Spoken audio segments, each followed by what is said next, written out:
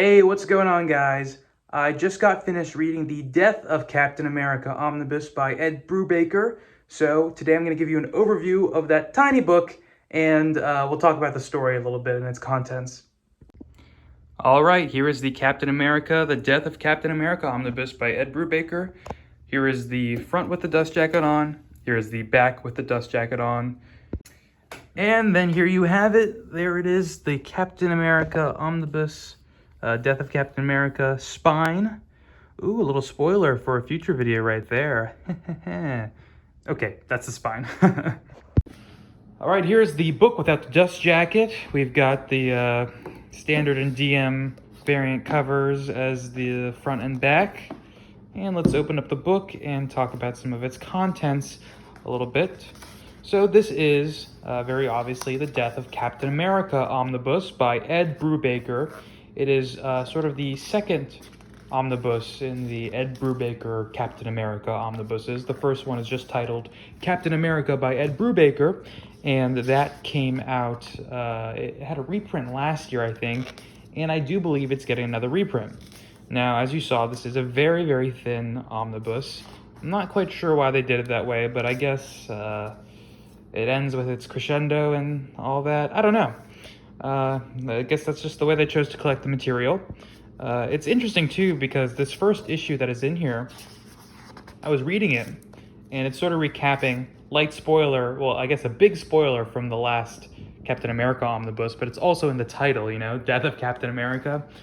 So big spoiler, Captain America dies, and this is the issue where that happens, and it's sort of recapped.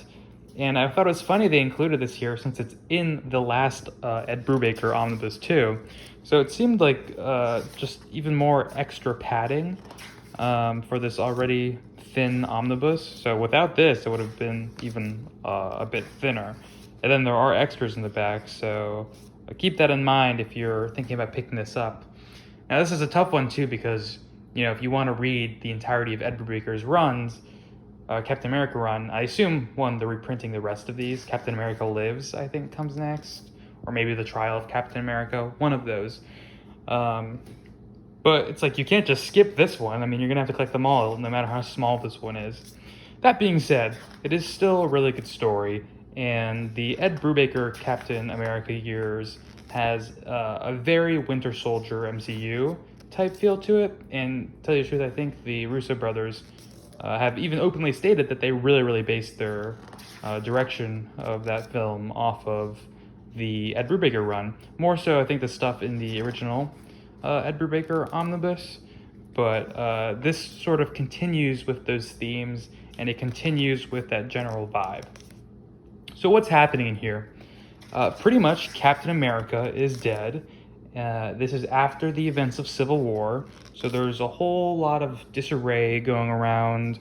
There is like political turmoil in the country, and you know the Red Skull and his team are doing what they can to sow even more political discord.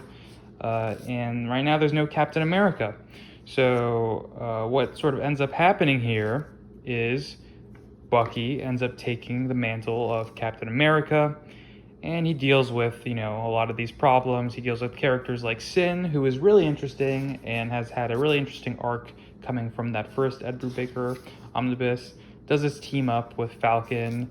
Sharon Carter is a big part of this. And might I add, done in a much more wonderful way than she was depicted in the MCU, especially in Falcon the Winter Soldier. We don't need to get deep into that, but I just thought her character was acting very strange there. And she's really cool here. So Black Widow is in this as well, as you can see. So it's, you know, you got all your regulars for a Captain America story. Black Widow, Bucky, Falcon, Sharon Carter. And the Red Skull, obviously, as the villain. And Dr. Faustus is in this too, doing some brainwashing and all that. Iron Man is currently the head of S.H.I.E.L.D. in this, so that's also going on. I'm trying to go through this very vaguely for you guys, by the way. I don't want to give away any crazy spoilers or anything. But as I mentioned, Bucky does take up the mantle of Captain America. I don't think that is a big spoiler. It's sort of a given, you know, because somebody has to be Captain America.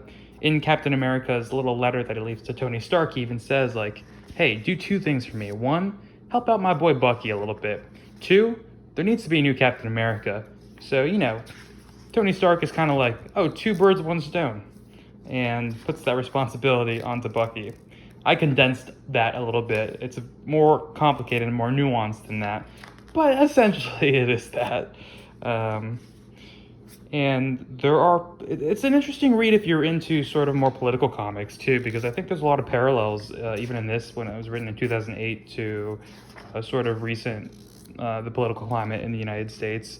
And, it's got that spy thriller, really cool stuff going on too. So if you're really just in it for the action, and, the political nuances is just icing on the cake, then that's cool too. Awesome Bucky in his Captain America suit right there. That is a little more metallic, bulletproof. Very awesome. There's also another Captain America that shows up in here. I won't give away who he is. It is not the U.S. agent, though, so if you're trying to think based off like what the MCU has been doing, it's not him. But, there's some cool stuff that goes on with that, too. And it's interesting watching, what the country's reaction is to these new Captain Americas, to the political turmoil that is ensuing, and all that. And so it is a really good read, guys. I just, I want to make sure it's a very small omnibus. I think I got through this in 2.5, 3 days, something like that. Whereas normally it can take me like a week to go through an omnibus if I'm doing some more heavy reading. But I was reading this casually and got through it very, very fast. And I've been busy doing a lot of stuff lately, and I still got through it so fast. So, like I said, keep that in mind. But I do think you will enjoy this omnibus. And, Ed Brubaker is kind of one of those definitive Captain America writers. And he's a really great writer. He's done great work in Captain America. He's done great work on Daredevil. And, there's many other works of his that are really good. And he's got his themes that sort of are embedded into all of his work that are always shining through, and the tone that is also always shining through, and this really hits the mark on that. So I do recommend it. Let me know if you guys are going to pick this one up or not. Let me know if you're excited for the ensuing Captain America omnibuses that I'm sure will be reprinted, since they've done the Brubaker one, and then they did this one, so I think they're just going in order. And then there are some extras in the back here, guys.